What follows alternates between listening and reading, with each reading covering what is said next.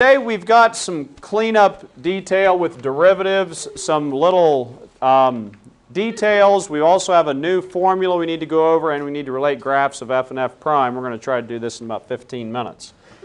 First thing, when we talk about f prime of x, that is notation for the derivative. But there are some other notations that some textbooks, even our textbook from time to time, will use. It could also be called y prime, because we know that y and f of x are interchangeable. It can also be called dy dx. And if you think of that, there's an extended explanation for where that comes from, but isn't slope change in y over change in x? Think of the song, delta y over delta x. If you just think of that, it will make sense. Okay? That's another way that a derivative is written. Sometimes it will also be written this way, d dx of f. That's the same thing as saying that the derivative, find the derivative, for example, of f of x. Okay? This is just notation. Okay? So that's just something that you need to be aware of. The next thing that we need to do is talk about this formula for the derivative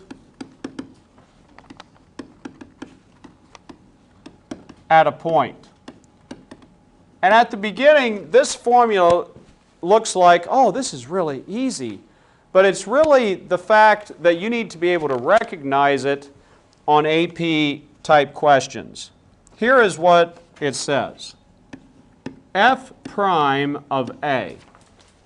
So now we're talking about the value of the derivative at a specific point is equal to the limit as x approaches a of f of x minus f of a all over x minus a. Now, we're not going to use this formula all the time. It can be somewhat convenient. The definition of derivative that we've been working with is much more important, but we do need to understand this. The only thing this is saying is that if I've got some function, and there's a, and let's say that we've got x here,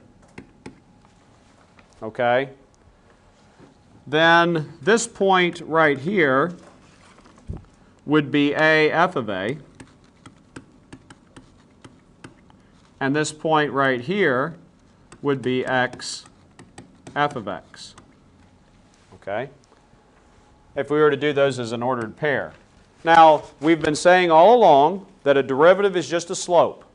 All right? So do you see that if I were to do delta y over delta x, that I would get this right here? Right? Change in y over change in x. Now, and if we do the limit, instead of as h approaches 0, but instead we go x approaches a, so in other words, we're bringing this down as we approach a, what it's going to do is it's going to tell me the value of the derivative at a specific point. Okay? So let's kind of sum that up. Note. This formula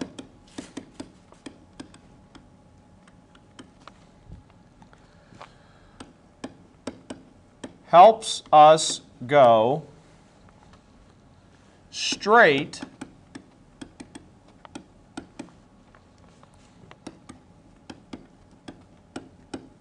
to the value of a derivative at a specific point.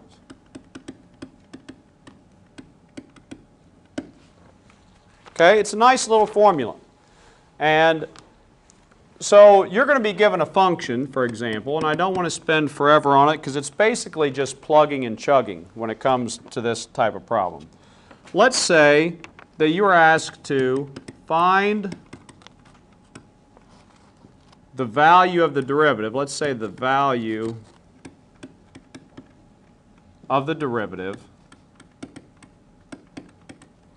of, here's my function, f of x equals 4x squared minus 5x plus 2 at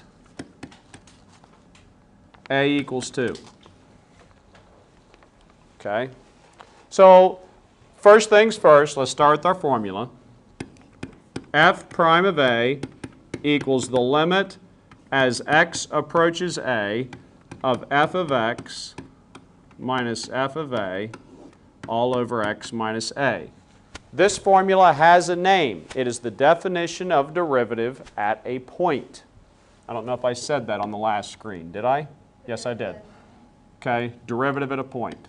Okay, so all we have to do now is plug and chug. We are going to be finding f prime of 2.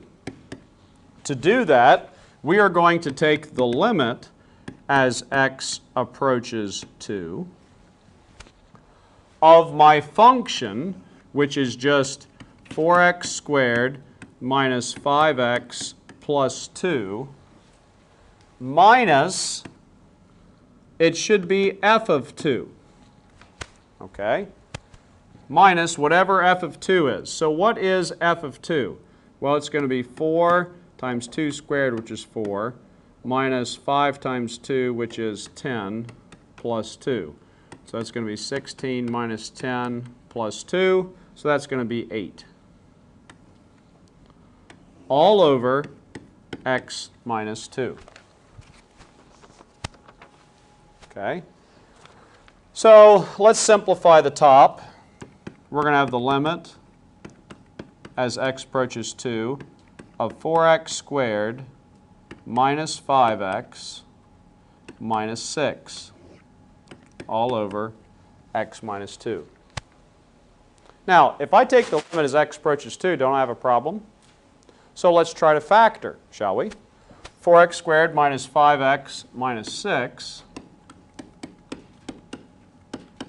Now, if it were me, isn't this over x minus 2? I'm going to take a wild stab at this and just guess that maybe there's an x minus 2 in the top.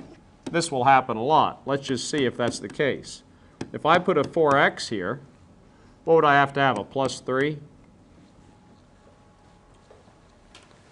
And does that work? Yes, it does. Okay, so that's all over x minus 2. Get out the slasher. So now I have the limit as x approaches 2 of 4x plus 3. So I can substitute 4 times 2 plus 3 is 11. What is that? That's the slope of the tangent line when a is 2, right? This is f prime of 2. That's a slope, okay? That's the slope of the tangent line to that function when x is 2, okay? Now we called it an a, but it's really standing for an x value, okay? This thing right here is the slope of the tangent line when x equals 2, all right? Now, I had you, before we started notes, enter something into your graphing calculator. Just for reference, we want to keep this stored in our graphing calculator. It's going to be y sub 1, which you get to from the VARS screen. Y sub 1 x all over h. We want to put that into our y0 part of our graphing calculator. And remember, these y1s are found under the VARS button in your graphing calculator. Then we also want to store a small value for h, 0.0001. Then you press the store button and you press H and you hit enter. And that's going to store a really small value for h. Why are we doing that? It's because it's our definition of derivative. Remember, it's the limit as h approaches 0. Okay? So, and then if you look at my definition of derivative, what I have stored up there in the graphing calculator looks just like that. We have just stored the definition of derivative in there, and the graphing calculator will find it. So watch what we can do now. Okay? Let's go back to our old friend x squared. And what we're going to do is we are going to graph f, and we are going to graph f prime of x. And the graphing calculator is going to help us do that. Okay? So, if we go to the graphing calculator, go to your y equals screen, and I just type in x squared. Okay? And I press zoom standard. We know how to do that. Okay, there's my parabola. Whoop-de-doo. What we have to do is we have to go back to my y equals screen, scroll down to the y0 where we had that entered, move your cursor over the equals sign, and hit enter. And now press the graph button.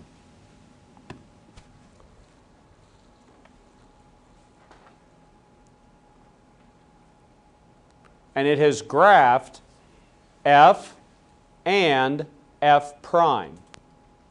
Do you remember, didn't we calculate the derivative of x squared and found out that it was 2x, right?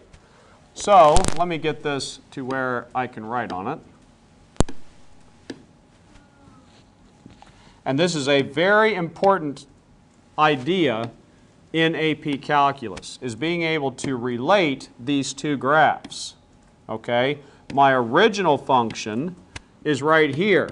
That's x squared. My derivative, f prime of x, is 2x, isn't it? Didn't we calculate that the other day using the definition of derivative? And so let's think of this for a second. We need to be able to relate these two graphs together. Think of this for a second. If I have a parabola, okay, and just watch for a second. What are all of the slopes of the tangent line over here? Aren't they all positive? Right? What are they on the left side? Over here, all the slopes of the tangent line are negative. Look at 2x. Aren't these negative function values here? And over here, they're positive function values? And we're going to be relating the graphs of f and f prime a lot in this class, and we will stop there for today.